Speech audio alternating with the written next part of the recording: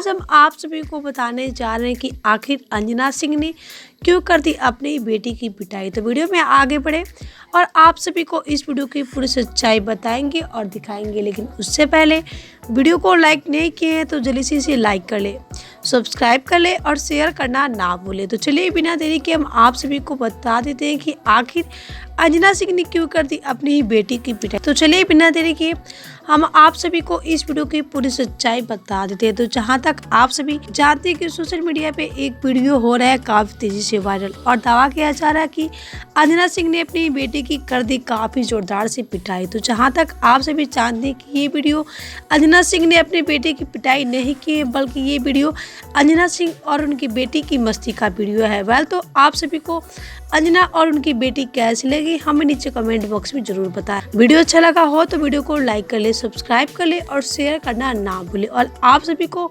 अंजना और यश कुमार मिश्रा की बेटी कैसी लगी नीचे कमेंट बॉक्स में बताना ना भूले।